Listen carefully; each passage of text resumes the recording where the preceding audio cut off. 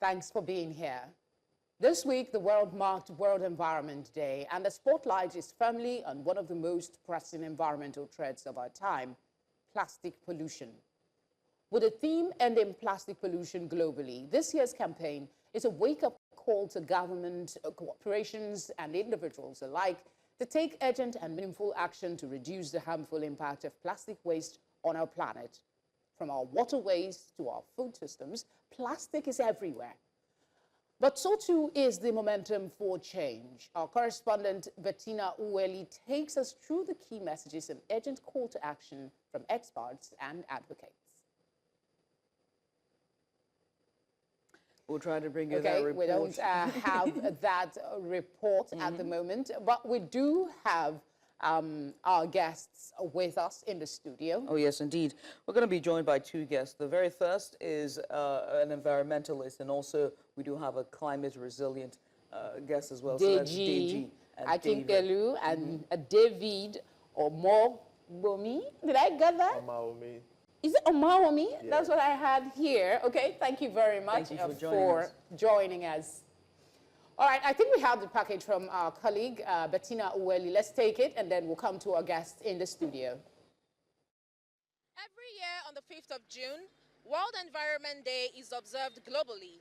But here, the challenges remain. Plastic cans and plastic bags litter the environment right behind me for as far as the eyes can see. The theme for this year's World Environment Day is Ending Plastic Pollution Globally.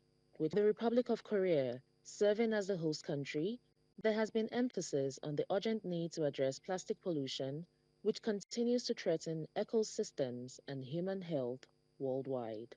The environment is a continuum. The boundary between Nigeria and Ghana, for example, could be physical, but the environmental boundaries are not physical. So whatever is happening here in Lagos, Nigeria, can be of impact in Ghana, Togo, and our neighbors. So there is need for a regional approach to it. Environmental scientists warn that over 40% of the world's ecosystems are under severe stress, while experts add that with coordinated action, natural systems can recover, offering protection against climate change. Ban on styrofoam, single-use plastics are shining examples of what government can do. However, other things that need to be done include governments being more conscious of the lobbyist activities of plastic producers and manufacturers. It's important that governments becomes conscious that when they get supported by plastic manufacturers, they may be form of inducements, or they may be form of incapacitating governments not to take policies that can, quote and unquote, put them under business challenges. The Nigerian government is also taking steps to combat plastic pollution through policies aimed at reducing plastic waste and promoting recycling. However, experts say more needs to be done to achieve lasting change. We can embark on a massive, planting of trees, because we know the values that are associated with trees. They attract what we call microclimate. If you have trees in an area, you will see that even the precipitation, the amount of rainfall, that the area will receive is actually, in most cases, is higher than where they don't have trees. As World Environment Day reminds us, the environment isn't just a global issue, it is local responsibility. So whether you're just picking up plastics from the ground or pushing for policy change, every action counts. In Abuja, for News Central, Bettina Uweli. And many thanks to Bettina Uweli for that report. And now joining us live in the studio, we have with us Deji Akinpelu. He's an environmentalist and policy advocate. Also joining us is David Omaomi. He is a climate resilience expert, and they both will be giving us an insight site to commemorate what we're discussing today. Gentlemen, many thanks for joining us. We appreciate you for coming on. Now, we have seen Bettina's report there, but I want to start with you, Deji. We've heard the warnings for years regarding plastics and just what the plastic pollution will mean for the human race, but it still persists. I'm of the opinion and the theory that corporations have not done their fair share when it comes to taking the burden. Why does it persist? Okay, so why does it persist? Maybe there's a politics around plastic, you know. So like you rightly mentioned, corporations doing their own part is very, very important. So the framework that has been laid in terms of policy is that plastic producers ought to have producer responsibility organizations called PRO. And in Nigeria, we have a PRO for the plastic corporations. So what is expected is that those corporations join this association and they make financial contribution towards the recall of plastics. While we may not be able to achieve an immediate ban, it is very, very important that these organizations come together under a group and then they begin to call back, be responsible for the end of life of the plastic that they produce, which is called the extended producer responsibility. Now, where does government come in? You need to put in place the necessary policy that compels this group of people to engage in the recall of the plastics that they produce. Now, the question is, do we have that policy? Do we have a legislated framework that compels these corporations, one, to first of all join the association, secondly, to make the necessary mandatory contribution, thirdly, to meet their targets. So NESRA, which is the federal body that is responsible for this, as far as I'm concerned, as much as I know, there's no serious policy implementation.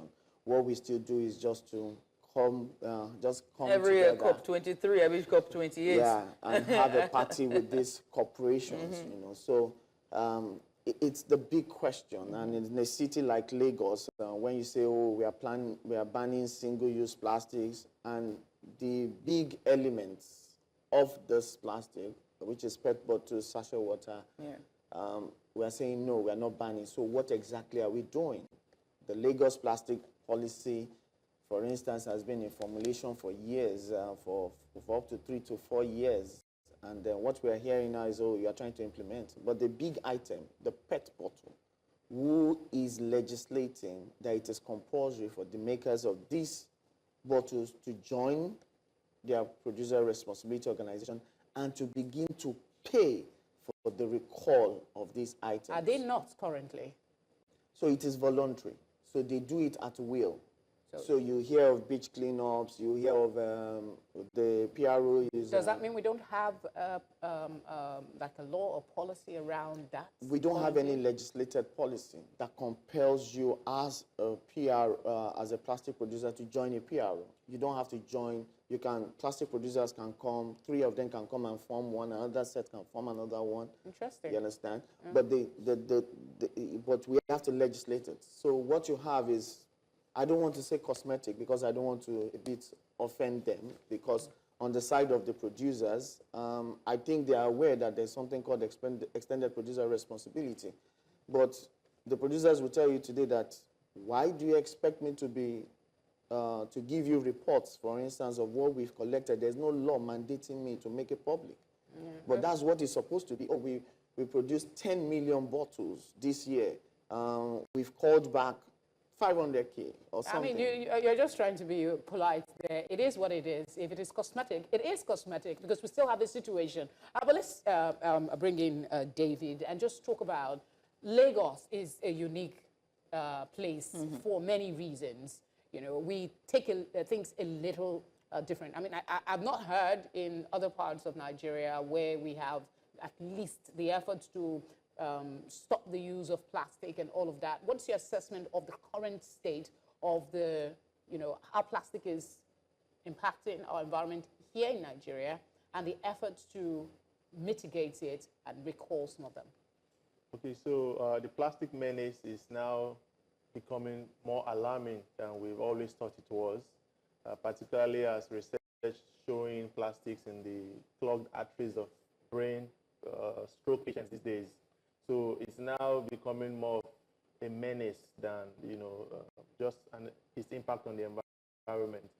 Lagos is a shining example, I must say, with respect to leading the charge in policy formulation, at least better off than the federal government and better off than many other states. However, one of the high points, like DJ had mentioned, about the extended producer responsibility would be a production, altering production to make plastics have a biodegradable component. So I would want to look at two parts of it. One would be production change, where plastic manufacturers need to start considering the plastics degrading themselves. By altering the composition, I'll bet at a bit more cost, the use of biodegradable components will help reduce the waste life of plastics. So they could naturally just degrade rather than being out there in the environment for decades. Secondly, would be to drive more policy around monetization of the recalling. So it's one thing for the producer to not or to voluntarily join an association. It's another thing for the society to feel incentivized. So if we're having issues with, compelling producers to join the association or commit to reporting their recollection efforts, it would help if, government concentrates on revenue from recollection activities. Right. By being able to put a fee, say for every PET bottle, there is a 10 naira or 5 naira or 50 kobo or 50. But I think that's already in operation at the moment. You see people collecting it and selling it. Yeah, it's private sector led. Yeah. So it's private sector led. Correct. Okay. So that's still private sector led, NGO led, voluntary, and most of the plastic producers, for lack of a better word, tend to use this type of opportunities to greenwash their activities. Less than 10% of the amount of plastics being manufactured is being recalled. So regardless of how much fanfare is around this type of celebrations, beach cleanups, activities, right? The amount of plastic that is still left requires either manufacturing change, production change, banning use of plastics in the current form. So enforcing biodegradable components during production of plastics. Right. So a large percentage can degrade on their own. No. And then two is incentivizing the recollection by government. Like they had mentioned, what is existing now is private and NGO sector led. If government enforces it, the waste to wealth part of plastic recollection now becomes very vibrant, and the hunger in the land can even be reduced, because when people can see wealth in plastics, I think with the hunger in the land, so to say, plastics will disappear. Now, so from what I ascertain from the both of you, it's very clear that this is just lip service when it comes to the corporate world itself, and that there's not enough accountability or transparency, or one would say holding them, right? So I want to ask you, DG, you are the one who raised this. How then can we hold them accountable? How then can we see real change? Because you just outlined all of the changes that could happen, right? From using biodegradable products to, incentivizing it by the government, and also to recall, if not more, 90% of those plastics back. But with all of this, these are already available. These are things that they're talking about in these conferences. Those are things that they've been calling for yourselves and other NGOs. How can we enforce that real change? Enforcement is, first of all, through legislation. So the picture we've been trying to paint here is that everybody, you do what you want to do. The producer does what he wants to do. The association do what they, but there is no law compelling them. The PROs, one of the PROs is opening two centers, two recyclable collection points across the city. If tomorrow morning they wake up tomorrow morning and they say they are no longer doing, there's no law, there's nobody compelling them. So in the extended producer responsibility plan, you will always have to give them a target annually to say, okay, this year you're collecting 5%, next year you're collecting 10%. So you begin to make progress. So what we're doing becomes measurable. What we're doing right now is not in any way measurable. You cannot hold anybody to say you must do this. So in terms of design, which product, there was one plastic producer who changed color just to meet the market, what will work better in the market for recycling. So where it lies is the fact that you don't have the legal framework that compels these people to do what they need to do. Banning is not the first step, which I've seen government try to do, particularly in the city of Lagos. It's not always for you to, first of all, get to a point and say, effective July 1st, we are banning. And then you don't provide alternatives, which is what's killing me, so right? the process. So like you mentioned, redesign your product to become biodegradable materials. However, they can't start tomorrow. Right. But there's something that we can start tomorrow, which is to say in the next 365 days, we are compelling you to, yes, when we talk about pricing, for instance, so for a very, very long time, the prices of plastic in the city of Lagos, for instance, goes up and down. Somebody sits down somewhere in the morning and decides and say, okay, this is how much. Fair plastic pricing is one of the advocacy where government needs to come in. The private sector, they are doing what they need to, they are doing their business, but how will government intervene to say, okay, make sure the value of what people are, when you are recycling, is the right value that you are getting. So these are some of the things that you need to put in place. It's the ideology and the thinking about banning is not it. Look, their framework. Lagos has a plastic policy in draft that sets all this framework, but you take one item, which is probably like supposed to be the last action. And then you take it as first, misplaced priorities. You're not setting the targets, the tone right. Let them pay for whatever they are contributing right now. Let people get value for it. Take, for instance, tires. Tires in the city of Lagos, you find out that you may find it very difficult just to see tires lying around because it has become an item of value. Immediately waste becomes an item of value, you see people grab it. Right, so urban miners. But the thing about legislation, one thing, is also enforcement. Enforcement and Africa itself. I mean, if you go to the first world, they don't have an issue with enforcement, but here enforcement is a big problem, right? But earlier you raised something very important, David, and that was not just the climate part of it, but the health concerns and what we're seeing in the trends, with the spike of health issues that are caused by plastics, microplastics. But I want to focus on climate resilience and how important it is, right? The plastics are clogging our waterways, they're clogging our gullies and gutters. Should the environmental sanitation be brought back in all of the 36 states and the Federal Capital Territory? I think that the environmental sanitation should be brought back. Will it do anything? It will go a long way, Yeah, because in Lagos that time in the 90s, when you pack the thing and you put it out, rain will come and push it back inside. Even now, they will do a good job, and then it will sit there for days, and then before you know it, it washes back inside.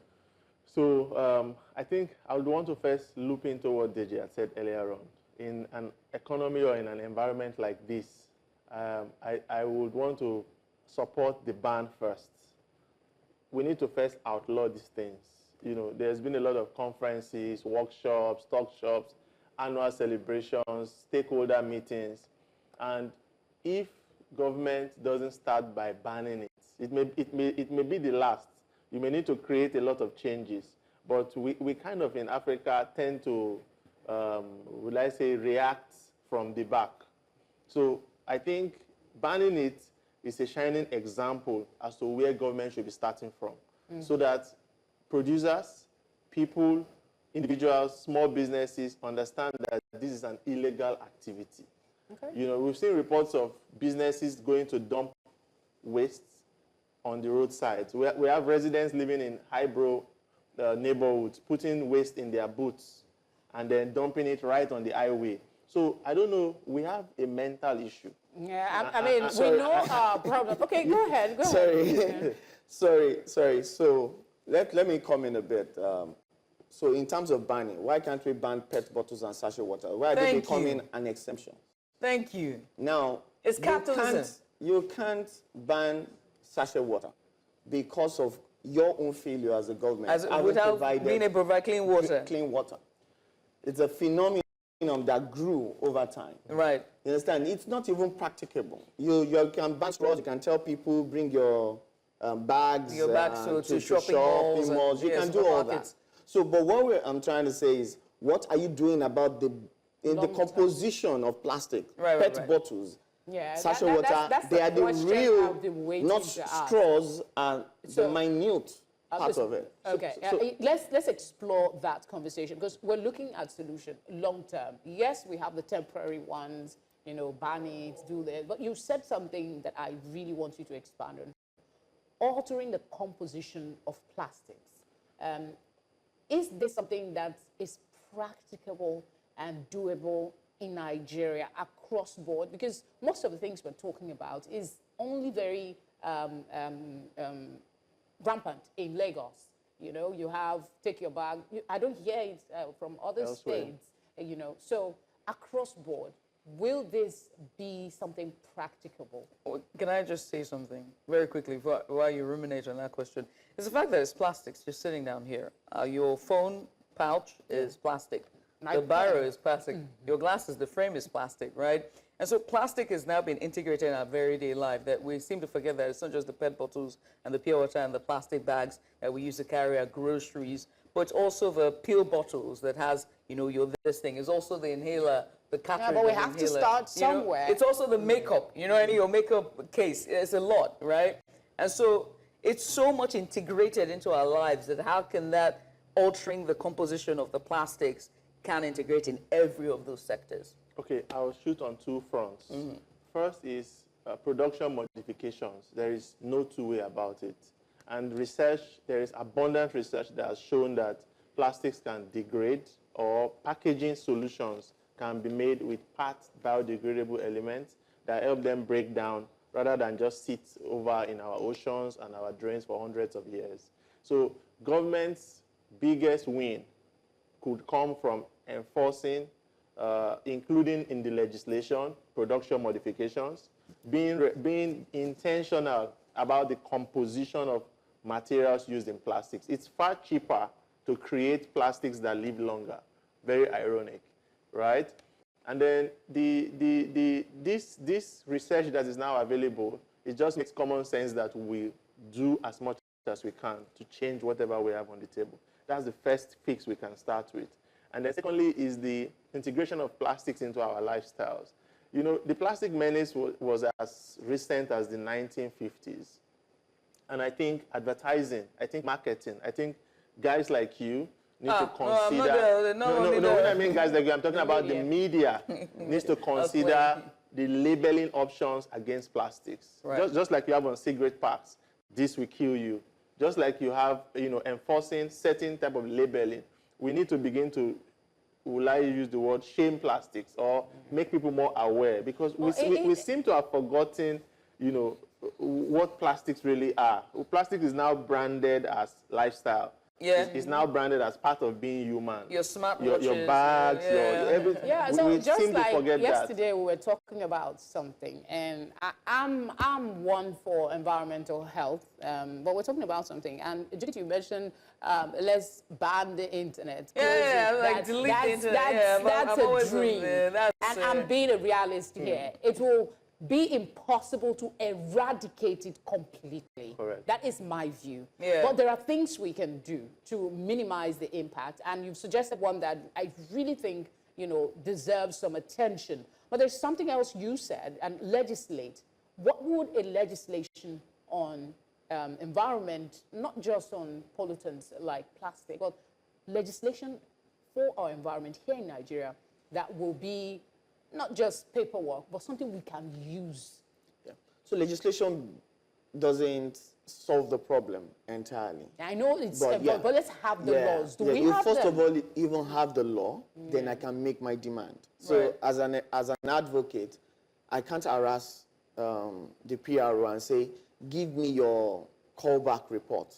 Well, your target was 5 5% for this year. The PROs look at you and say, what are you saying? There's no law compelling me. You have no right. I have sent my report to NESRA. I don't care. It was later on the PRO, out of being nice, decided to start publishing their reports. You get. So the legislation gives you what to ride on. As of today, everybody is free to do whatever they want to do. And legislation will also help us begin to source for the right funding to strengthen the ecosystem, particularly the informal workers, for instance. These guys who go on the street who are picking up plastic here and there. My favorites, the urban miners. The urban miners. Rather than stigmatizing them, and of course in Lagos now you find the phenomenon of under the bridge, you see some people packing plastic. Clusters there. Then the next thing you see government do is that though they are not supposed to be there, you push them out. You are destroying that system. You are not putting the necessary structure that needs to enable the informal. So when we talk about this plastic waste, and you've not spoken about the informal guys and strengthening them, that's what the legislation would do. Yeah. Compel them to make the finances that is needed available to strengthen that network of group of people who are doing so much in collection while we work towards an eventual banning. Right. I hate to cut you, right? But no problem. The urban miners, in my view, is an indication of what's wrong with the third world or developing countries, which is, the poverty line, but most importantly, our recycling culture, right? And our waste management culture as individuals and as communities. Are we ever going to get to a point where we see in Asia, in Southeast Asia, like Japan and China and Korea, where individuals and homes and communities are actually recycling the right way? They are sorting out their waste, and offices, and corporate companies, they're sorting out their waste, paper, plastic, bottle, and human fecal matter. And they're separated in a way where we don't need the urban miners, and if the urban miners have to work, it wouldn't be on the roads, it would be at the dump site. At the dump site or at the collection point. At the collection point. Or they become collectors. And they become collectors with the uniform, and there's like a proper, immediately you put the right value to an end-of-life product, and people know that if you go to, everybody keeps saying Lagos, you go outside Lagos, you're having a party. Before you know it, somebody just comes and grabs your plastic bottle. Facts. Have you seen that? Facts. Have you seen house helps at home? The way you're using they are packing. No, when the cleaner comes around. Girl, it breaks my heart that that's what she does. A little girl, you see her with a uniform each time, So now I collect my bottles and wait for her just to give it to her, and she's so appreciative. My cleaner is that's what that one so is. So immediately you begin to let people know that there are so many electronic products that people have now that are broken in their homes, and there are people who cut away with it, and so people don't want to even dispose it because the right value they are not going to get for it. Right. So you just put it. But what about the individuals in terms of sorting this plastic? Because we're out of time. Yeah, immediately individuals know that they're going to get good value for what they are trying to sort out. Or we get to a point whereby your food waste, which makes even 50%, is of value. It is the value. That's why I kept on saying that fair pricing system is something that government needs to look at in the immediate. Let us compel the producers to bring back this product at the right price. Are we going to get white bin, red bin, green bin in workplaces? We've tried to do that in the city of Lagos, and I'm studying that it has not worked. Is that why? That's what I'm saying. Well, because we have our own culture, our own way. Take for instance now, what happens these days is that the PSP truck comes into your community, and those guys who come to pick, right from your bin, they are the ones doing the sorting. Because when they get to the dump site, they are able to just quickly they've sorted it out from your homes as they were packing it, and they get the money for it. So households, immediately they begin to know that if I sort this thing and these guys come, and I'm giving it to them at a value. So people are we are paying to pick up our waste, whereas somebody should be paying to collect my waste. I need David to speak a bit. I know we're out of time, but I'd just like your thoughts on, we've talked about legislation, and we've talked about altering, and of course, we talked about bringing back sanitation, but are there other solutions, or is there a working initiative in Nigeria that could be replicated, like what Lagos is doing with the plastic? Take your stuff, take your own bag to the supermarket, to collect your stuff. Is that something that, we could do across board? So awareness is also a big problem.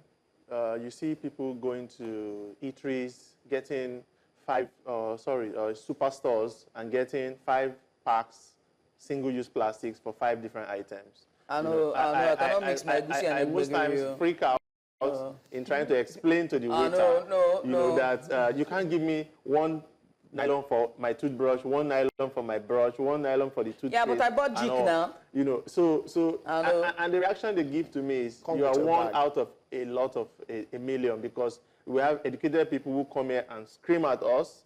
So awareness is a big problem. Curriculum, infusing environmental responsibility into curriculum from little ages is very important. Social education systems, the sanitation, compulsory sanitation, and more importantly now, better enforcement of laws. Because we've always had all the laws, but the problem is enforcement. So now that Lagos has started banning, it's important that other states look at regional activity, because the environment is a continuum.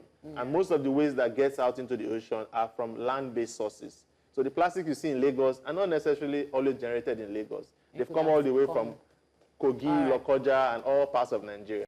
So regional activity or action is better.